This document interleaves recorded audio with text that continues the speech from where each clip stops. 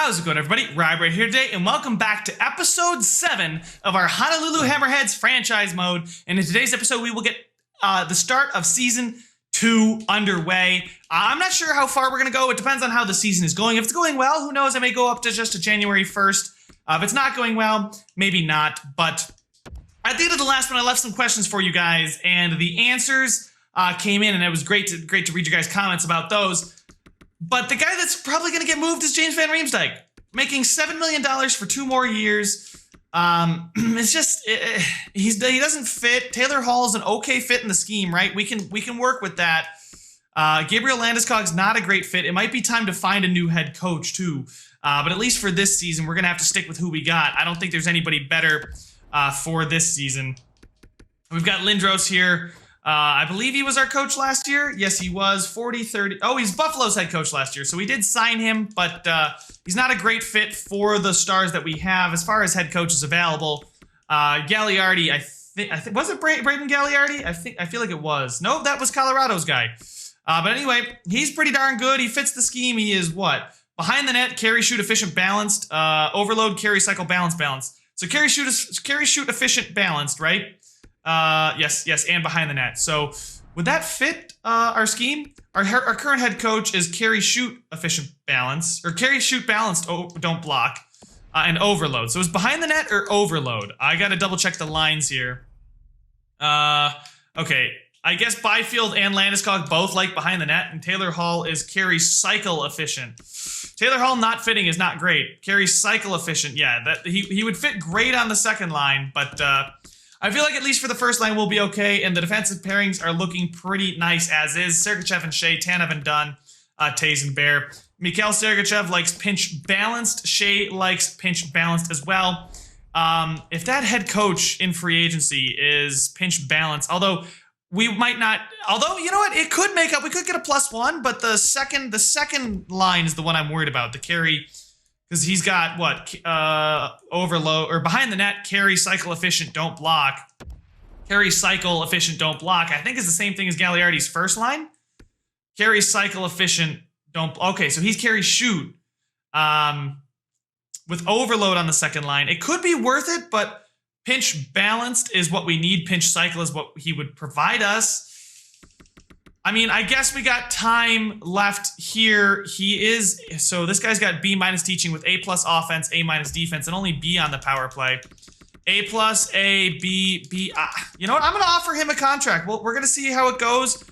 Braden Gagliardi, the former coach of the Colorado Avalanche. I think I'm going to sign him. I know it's crazy. I know we just signed that guy, right?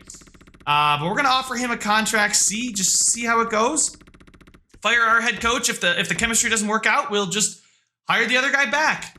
And then there's Smithson here, who also wants to be a head coach. Avery Smithson, I believe, was our head coach. Yeah, he was our head coach. He's one of those, I hate with the house. They just love to give you all the balanced coaches. I just hate it. I hate when they're balanced is the first line. It's like, come on, you know, EA, that you don't do that. We're gonna fire Jace Lindros. We're going to make Sorol the interim head coach. And what is his scheme? Behind the net, carry, shoot, efficient, balanced, overload, carry, cycle, balance, pinch, cycle. Wow, this guy might give us a lot of pluses.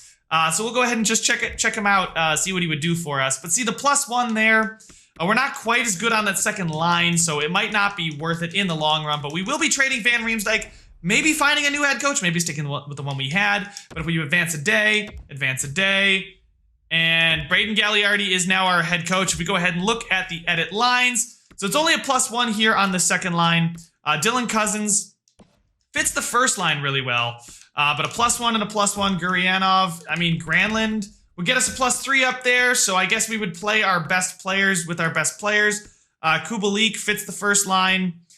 Jake DeBrusk really fits that second line. So if I played him over a guy like Quentin Byfield, or maybe made Cousins the third line right wing, because we'd have 2 power forwards on the same line then. That would not be exactly great. But Gurianov, I don't know. I'm not sure what to think, guys. I don't know if the +3, +1, 0, and -1 on that, it's not like it really matters. But defensively, we're not getting the +3 anymore. Ethan Bear, wow, fits great on that first pairing. So playing him with Sergachev, and then I guess Vince Dunn and Tays would get a +3. So Tanev and Shea could work together. The +3s on on the either side is not bad. Devin Tays fits on the second line. I mean, I'm not going to drop those guys much further, but we're going to try that for chemistry.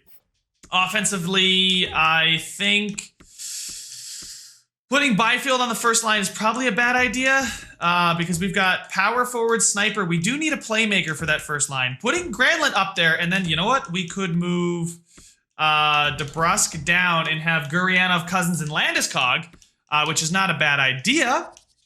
But the +3 with Granlund and Byfield, you know, I think I might try it. Screw it. I think I'm going to give it a go. Sniper, power forward, power forward. We don't have a playmaker, really. James Van Riemsdyk fits the first line and the second line pretty darn good. He would get a +5. He's a better fit than Taylor Hall is. But I'm not getting rid of Taylor Hall. James Van Riemsdyk is on his way out. Scratched. We got Heinen, who fits the first line. I mean, he's not going to be our first line center, let's be honest. I don't know about the new head coach. I think we might leave this, though, and see what we can get for James Van Riemsdyk. I think we'll just see what Jiver is going to give us in the trade market. So the teams would be willing to offer Lavoie a second and a third, Foudy a second and a third, Philip Broberg, Foudy, and a sixth, Nils Hoglander. I'm really interested by the fact that I could get Broberg and Foudy. How good is Broberg is the question. Because Foudy's decent. Broberg is 75 at 20, medium top 4. He's medium top 6 at 19 and 70. This is really for the future here, guys. We don't need any guys right now. We don't need current players, so they're futures, right? And trading him to Edmonton won't hurt us too much. Could really boost Edmonton, though. It might really boost Edmonton. Who else does Edmonton have that I could get? Kovalev, probably not going to get him. Evan Bouchard, 79-21, offensive defenseman. Don't know where the hell he fits because we just changed our coaches. But Lavoie, can I get Lavoie instead of Foudy? Can I get Lavoie and Broberg into 6th? Because if I can do that, then I'll be happy. Lavoie, Broberg, and a 6th. Rejected. Sweeten it just a touch. We'll take the 6th off. And there we go. So we're going to get Lavoie and Broberg for James Van Riemsdyk in the system. We'll call up Daniel Sprong just because we need more snipers. We'll go to edit the lines. You know, we'll see what the game says. We'll do best lines and then adjust from there. They have got Gurianov on that first line. Oh, so if we do Hall, Granlund, Landeskog, we get a +3. So I think I'm going to leave that. It just, you know, it's the best players playing with the best players. Then we've got Gurianov, Byfield, and Sprong. Sprong really does fit on that second line, and I would like to see him grow. Did they really scratch? They did. They really scratched Dylan Cousins. We're going to go back. Dylan Cousins, come on in here, bud. Why don't you come in? Over... I don't know who to put him over. Kubalik, maybe? Yeah, we'll put him over Kubalik. He's probably going to be a better fit anyway, long-term. Kubalik, Bozak can play center, so Kubalik is fine. He fits the first line great. A +3 there, but really not too concerned about that. But Gurianov, Byfield, and Sprong, DeBrusk, Cirelli, Cousins. I'm kind of okay with this. Considering we have a playmaker now for the first line. Daniel Sprong is now a sniper for that second line, and if he grows, it's going to be fantastic for us. He's got good awarenesses as is, and hopefully that helps Quentin Byfield out. Same thing with Gurianov, so that wouldn't work. That wouldn't work. Oh, nope. And then DeBrusk for Sprong would work, so maybe I'll do that just because DeBrusk is just better, first of all. He's listed as a second line forward anyway. So we'll flop those guys because he is naturally a left wing. He is naturally a right wing. He is a center. It's a very young team, though. I'm very excited to see what we can do. Bear's going to go play up there, and then Dunn's going to play, I guess, Shea. No, I'd rather have Tays and Dunn together. Tanev with Shea, and then Mikhail Sergachev with Ethan Bear. I think that's going to be really good, guys. I'm pretty happy about this. And on the power play, things are already looking pretty darn good. +3 there. If we have Sergachev, Hall, DeBrusk, Landeskog, Granlund, Byfield, Cirelli, Bozak, Gurianov instead of DeBrusk. Yeah, I'll put Gurianov up there. Kubalik, we don't have any defensemen down here. Kubalik, we'll pop him out. Ethan Bear, yeah, we'll put Ethan Bear there as well. +1. Cirelli doesn't fit. Bozak is average. Let's get Sprong on there because Sprong is a sniper. There we go. And then instead of Bozak, can we get center Dylan Cousins in there? Maybe get Dylan Cousins in there so he grows a +3. Look at that. A +3 and a +3. So this coach might be the right one, guys. We got a +1 and a +1 on the penalty kill, which is great. And I'm kind of liking the way it's looking. The +3, +1, +1 is fine. We're good until next season. Nobody down here really I'm concerned about growing. Lavoie, actually, I say that, and now I actually want to grow Lavoie.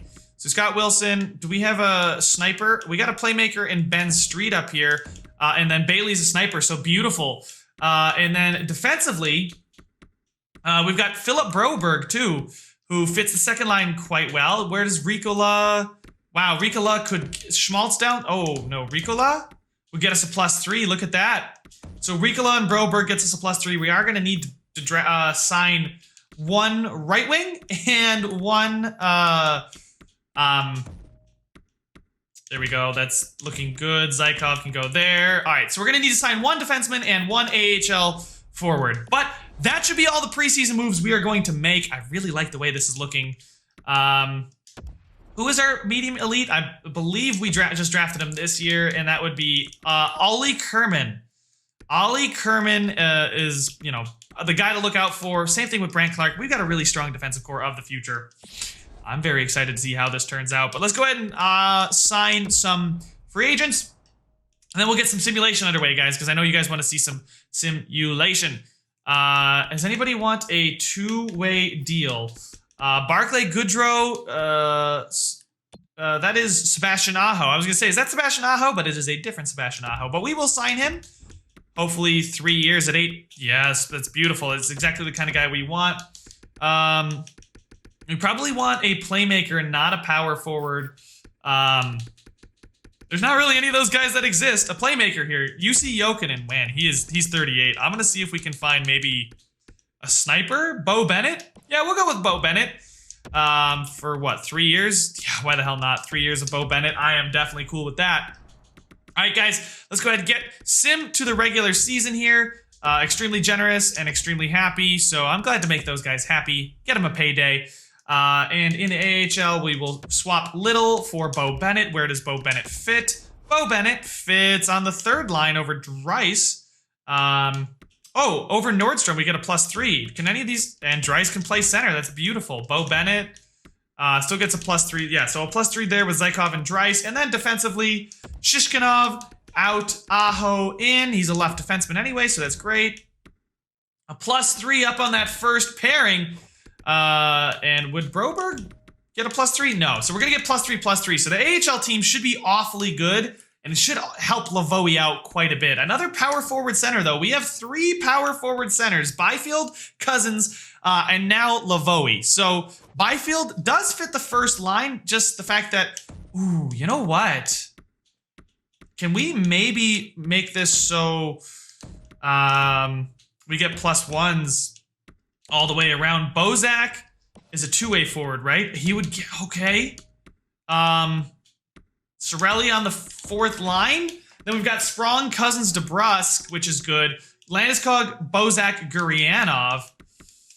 And then we've got Hall, Granlund, Byfield. And Byfield gets to play on the first line, put up mad points, hopefully. Grow with Hall and Granlund. And then Landeskog still gets to play left wing. Gurianov gets some decent line mates. I'd love to have a center playmaker for that. And I don't want to move Sprong or Cousins too far because I still want them getting ice time, but you know, DeBrusk is such a good fit on that second line. But Cousins hopefully in the future will fit on the first line, although I could put Cousins there and try and get Byfield there, but no, I'd rather have Cousins on the third line. He's high top 6, so he should grow. Byfield's medium elite, so like I'm really focused on Quentin Byfield. So those are the lines. So I'm done making massive changes, guys. I'm done. Actually, I'll put Byfield at first line center because Granlund is a right wing. He can also play right wing, I should say. Center, right wing, there we go. So we got left wing, center, right wing, left wing, center, right wing, left, right. Actually, DeBrusk is naturally a left winger anyway. Left, center, right. So Jonas Donskoy, Kubalik, Anthony Sorelli. If we bench DeBrusk, actually, Sprong on the fourth line. But no, I'd rather not. I'd rather put Cirelli on the fourth line. He's not really going to grow much more. He's good, though. That's the thing that kills me, is he is pretty darn good. Gets the +1 there in between Cousins and Sprong.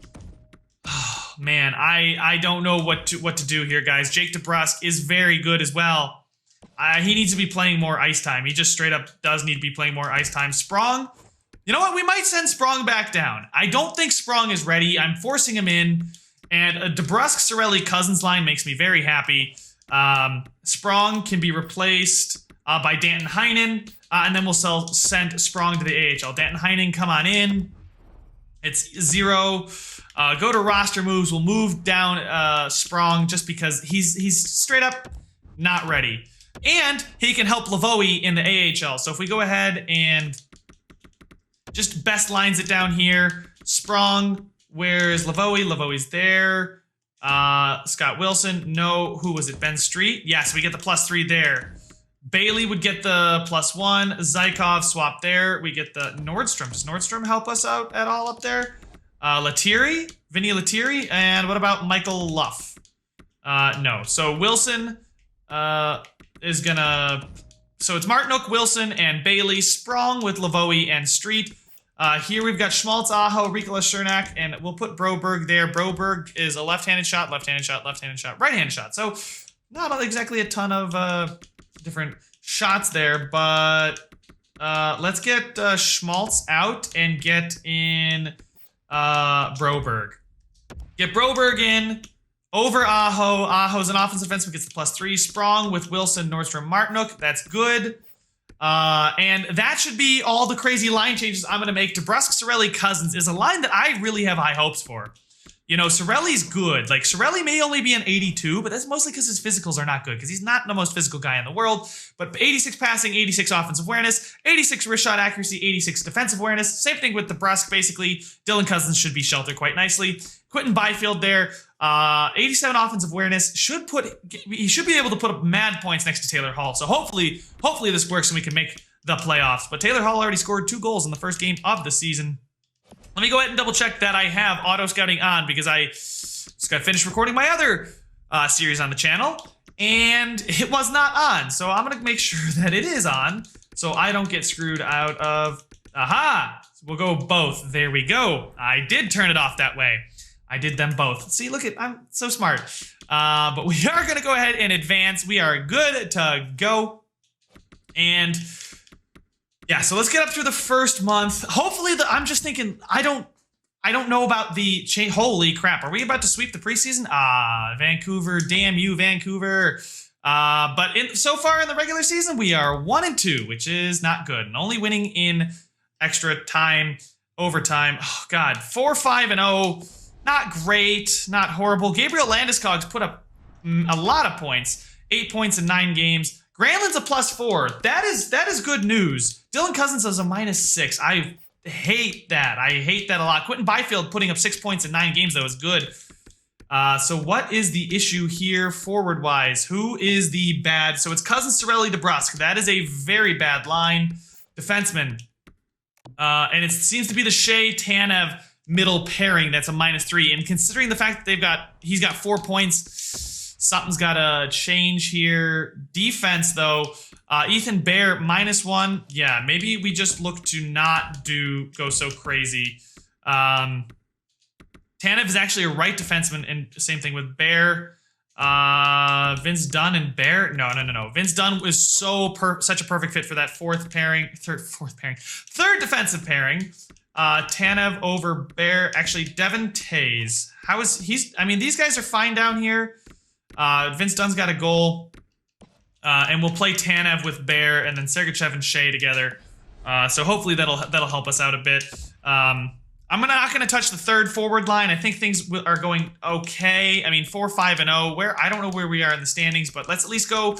Another 1, 2, 3, 4, 5 games. So we'll simulate up to this Winnipeg Jets game. Against Ottawa, we lose. Against Buffalo, we win. Anaheim, we win. And we get a point there against the Kings. So that's good. They want to offer us Strome. I'm going to say no. And we just absolutely obliterated the Toronto Maple Leafs 9-1. Taylor Hall with 15 points in 14 games. That's good news. That's good news because that means that Quinton Byfield has only picked up 3 points in the last 5 games. But 3 points in 5 games is not bad, right? I mean, especially for a young guy. Sergachev with 14 points, that's insane. Landeskog's carrying that second line, and that's good news. Dan Heinen is going off. Okay, go in. Gurianov's doing fine. Kubalik.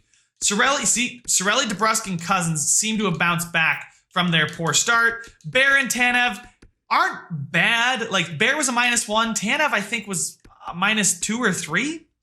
Can't exactly remember, but they're not doing poorly at all. So I think we've got the lines and the setup we want. What do? We went 3-1-1, and I'd go 3-1-1 in every 5-game stretch. And speaking of every 5-game stretch, we got 2, 3, 4, and then this game against Montreal. So let's go ahead and simulate up to this day. Winnipeg, we lose. We lose to Washington. Do we beat Edmonton? We lose to them. We beat the Tampa Bay Lightning, and we beat the Montreal Canadiens. And we are 2 points out of the playoffs here. So 2 and 3. Let's go. It's tough because I don't know exactly what to make of this team, but we got 3, 4, and we'll go up. We'll go past this Blackhawks game. We'll go another 2 weeks, see how we do. We beat Carolina. We beat Vancouver. We beat the Nashville Predators. We lose to Detroit 3-1. We beat Minnesota, and we beat the Chicago Blackhawks. So things seem to be gelling now. Gabriel Landeskog looking very, very good, and only 1 point behind the Edmonton Oilers. I wonder how James Van Riemsdyk is doing in Edmonton. Let's see here, and you know what? I think it's a good idea to leave Daniel Sprong. Let him groom a little bit more. He's a 79. If he jumps to that 82, he then gets to play. But what is Lavoie doing? He's got 15 points. I don't see Broberg on here. Defenseman Philip Broberg's got 14 points. You know what? I will take that. But anyway, I wanted to check out the Edmonton Oilers, and James Van Riemsdyk's got 20 points, 10 goals, 10 assists, 25 games. I think he might be. He's on the second line. So he's not playing much special teams either. But anyway, let's focus on our team. Forward core here seems to be doing better. Dylan Cousins now with 15 points. Quinton Byfield with 14 points, but is a +8. So, giving him the opportunity to play on that first line. He's playing 19 minutes a night. He's winning over 50% of his faceoffs. Granlund, however, is winning quite a few. He's got 75 faceoffs to Quinton Byfield's 79 faceoffs. So we're going to leave Quinton Byfield on the draws. Granlund's not taking that many anyway. Byfield's taking quite a few more. As far as giveaways and takeaways, he's even. Dylan Cousins is doing pretty good. Quinton Byfield is laying the body, though, which is nice to see. You love to see a physical presence there. Same thing with Landeskog and Hall. So I guess that's a very physical first line? Question mark? But if it keeps scrolling down here, DeBrusk has got 13 points in 25 games, and that's exactly what we wanted out of him. I feel like I'm sleeping on Denis Gurianov. Like, I touted him as the James Van Riemsdyk replacement in the last episode, and, well, comparing his stats to James Van Riemsdyk's this season's, he is like for like, 10 goals, 10 assists. It couldn't be closer, but Hall and Landeskog, our 2 best players, straight up by overall, are getting it done for us. And that second line with, is Bozak on the second line? Did I put Bozak on that second line? I think I may have. He's playing 17 minutes. He's playing with Gurianov and Landeskog, I'm pretty sure. They're doing well. The signing of Tyler Bozak, who I thought was just going to be a depth penalty killer, he's got 17 points in 25 games. Another guy that's over a half point per game, and that's what you need out of your second liners. Now, Quinton Byfield with a half point per game, if he puts up 50 points in his rookie season, I'd be excited about that. Oh my God, he destroyed the OHL in his one season down there. But anyway, keep looking at it. Cirelli's a plus now. DeBrusk's a plus. Dylan Cousins is getting better. Kubalik with a -2. Donskoy is fine there as well. Defenseman, Brady Shea, come on, bud. You need to be performing better. A -7 is not what we can afford.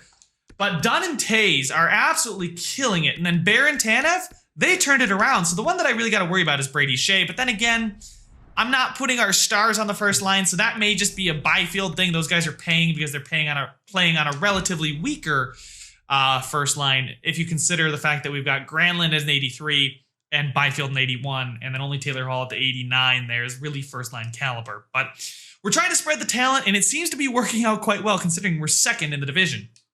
So let's go ahead here. Let's go another 2 weeks. We got 6 games in this 2-week stretch here. I'd like to go and win 4 of them.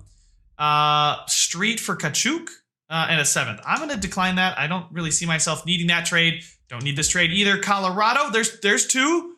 Can we beat Vegas? We beat Vegas, so we've already got 3 wins of the 4 that I want, and 3 of them, all of them, I should say, have been against the Western Conference. And there we go. We pick up, of the 6 games, we win 5 of them, pushing us to 19-11-1.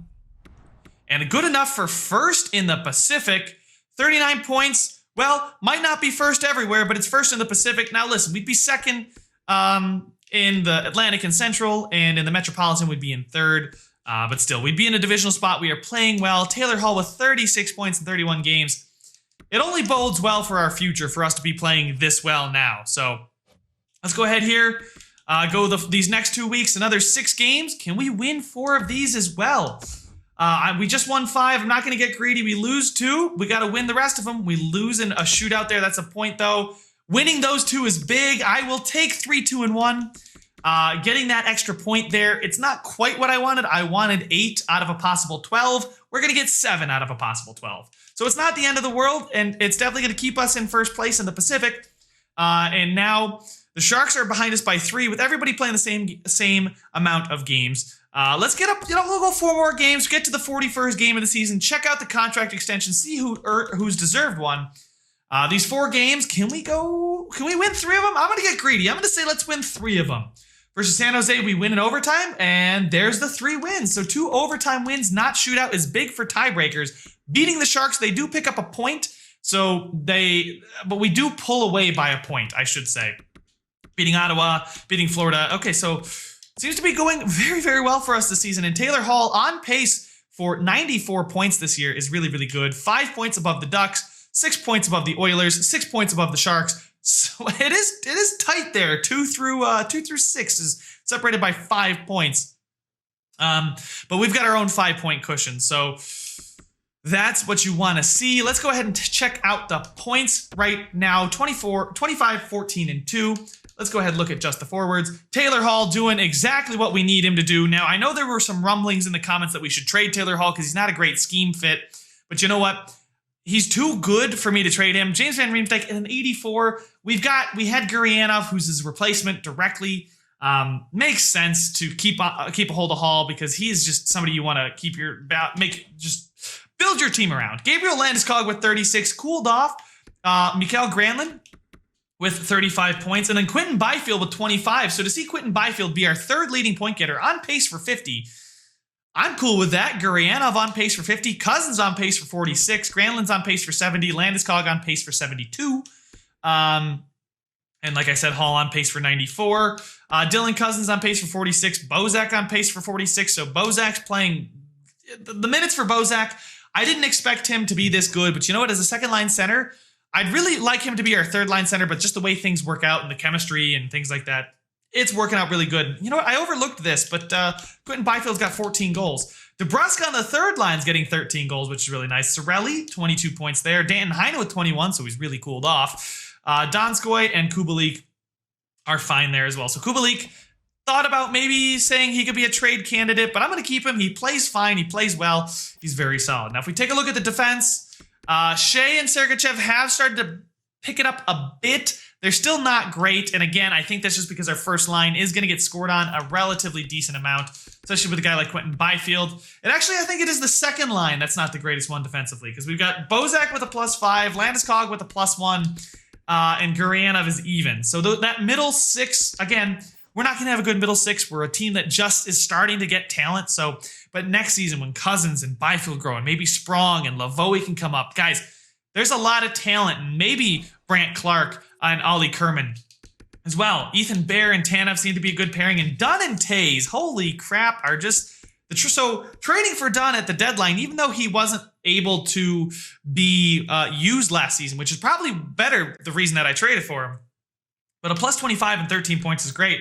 And one of the things I'm overlooking is our goaltenders, right? I haven't even checked in on the goaltenders. They're playing okay. You know, we don't exactly have an elite goaltender, but we have a goaltending 1A, 1B. But it is something, if we are to make noise in the playoffs, we're going to have to upgrade there eventually. Maybe at the deadline, we go after a guy Maybe a Marc-Andre Fleury if he's still on the trading block. I should actually browse the trading block and see. Nope, did it again. I want to see and gear up for the trade deadline. Perhaps browse the trading block. Fowler, Manson, Russell. Okay, so let's just see. Does Vegas have him on the trading block? They don't. They want to hold on to him. Are there any goalies? I can do this in my own spare time. Marco Rossi is on the trade block there, so that's interesting. Maybe we can go ahead and get him too. Another guy for the future, but another center. Probably don't need it. Arizona, Cody Eakin. No goalies really. We're going to have to keep looking for Bort. No. Linus. Oh, no. I say ooh, but he's an 83. Antti Ranta, same thing. Those guys aren't significant upgrades. Is there going to be a blockbuster goaltender? Merzlikins? No. Henrik Lungfist. 86 overall. Henrik Lungfist in Detroit. What would it take to get Henrik Lungfist out of Detroit? What do they want as far as skaters? They do want like actual skaters, but I don't think I want to give up any of these guys. You know what? The team that is constructed is playing as well as it could. Goalies matching the block, they have none. We don't exactly have a boatload of picks, right? We could give up a second for the rental, but is this the season? Henrik Lundqvist with 2 years on his deal as well. We're going to let that one be. Maybe it's something for you guys to consider, but as far as expiring contracts, Bozak is the only one who would want to come back. Or, excuse me, not the only one who wants to come back, but the only one who needs a contract extension. You know what? We're going to get Dylan Cousins a contract extension now. Oh, my sweet Jesus. Do we bite the bullet now and give him 5 years? Guys, I need your help on this one. Do we give him 5 years at like 6.5 for Dylan Cousins? Do we give him a bridge deal? Do we wait until the offseason? Dan Heinen needs a contract extension as well. He's more reasonable, but we have how much in cap space coming up? We're going to have 15 million. So we got our goalies expiring. Georgiev is expiring. Do we have just main roster in the system? We got Kakinen, who's probably going to be ready to come up next year and be the backup. So we can let him walk. We got Chip Chura and Laman in there as well. But you guys let me know what I should do about contract extensions. Is Dylan Cousins, do we sign him for like 7 years, lock him up to about 6.5 million? Because hopefully he'll be good.